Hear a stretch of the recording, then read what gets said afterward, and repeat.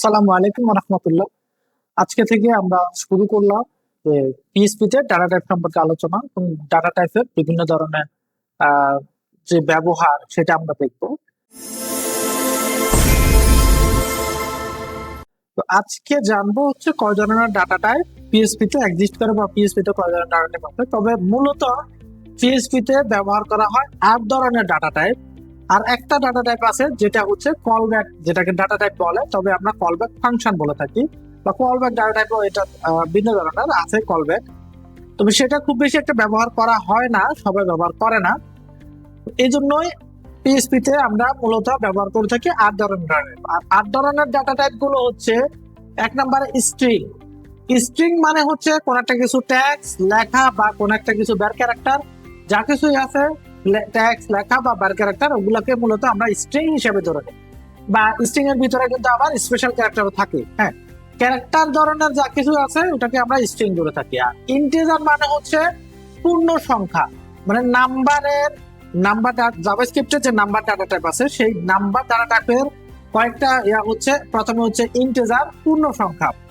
আবার ফ্লোট একটা হচ্ছে দশমিক সংখ্যা, ফ্লোট কিন্তু দশমিক সংখ্যা, ঠিক আছে, ফ্লোট দশমিক সংখ্যা। কিন্তু ফ্লোটেরই আরেকটা বড় লেন্থ হচ্ছে ডাবল। ফ্লোট ব্যবহার করতে পারি, আবার আমরা ডাবলও ব্যবহার করতে পারি, ঠিক আছে। আর বুলিয়ান একটা ডাটা টাইপ আছে, যে বুলিয়ান ডাটা টাইপটা হচ্ছে ট্রু অথবা ফলস একটা নিয়ে একটা বুলিয়ান ডাটা টাইপ আছে। অ্যারে একটা ডাটা টাইপ আছে, অ্যারের ভিতরে আমরা অনেক কিছু রাখতে পারি, অ্যারে পুরোটা ডিক্লারেশন করতে পারি।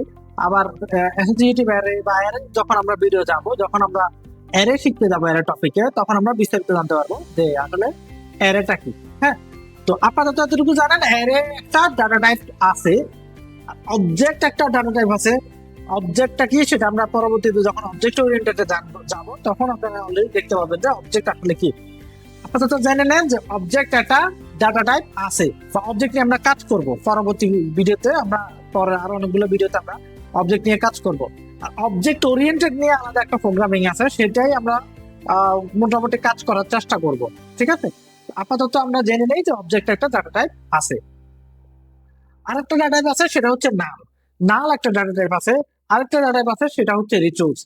রিসোর্সটা আসলে খুব একটা বেশি ব্যবহার করা হয় না, সবাই কম বেশি খুব কম ব্যবহার করা হয়, ঠিক আছে। নাল কিন্তু থাকে, নাল ব্যবহার করতেই হয়। কোন একটা লুপের শেষের দিকে এসে যখন একটা ভেরিয়েবলকে খালি করে দিতে হয় তখন কিন্তু নাল ব্যবহার করা হয়। কোন একটা ভেরিয়েবলকে যখন লুপের শেষের দিকে এসে খালি করে দেওয়ার প্রয়োজন হয় তখনই আমরা নাল ব্যবহার করে থাকি।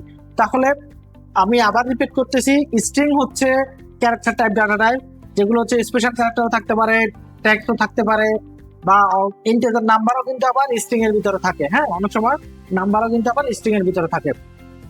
তো স্ট্রিং সোজা কথা হচ্ছে ডাবল কোটেশন বা সিঙ্গেল কোটেশন থাকলে ওটাকে স্ট্রিং হিসেবে এই কম্পাইলার কিন্তু ধরে নেয় সেটা একটা স্ট্রিং, ঠিক আছে।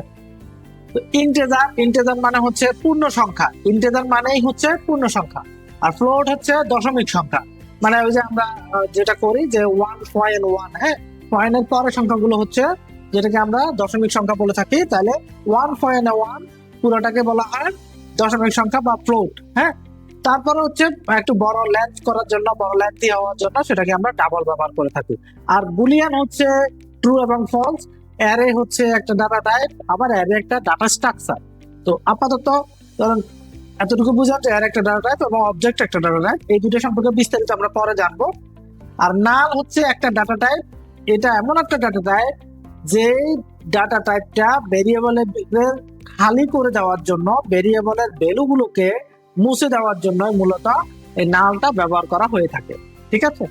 তো আশা করি মোটামুটি কিছুটা হলেও আপনারা জানতে পারছেন। পরবর্তী ভিডিওতে আমরা এই স্ট্রিং সম্পর্কে আলোচনা করব এবং স্ট্রিং এর অনেক কিছু সম্পর্কে জানবো। এর পরবর্তীতে আমরা ইন্টিজার বা ফ্লোট সম্পর্কে জানবো এবং এরপরে আমরা টাইপ কাস্টিং, কিভাবে স্ট্রিং থেকে আমরা নাম্বার নিয়ে যাবো, নাম্বার থেকে কিভাবে আমরা স্ট্রিং এ কনভার্ট করবো সে সম্পর্কে আমরা জানতে পারবো, ঠিক আছে।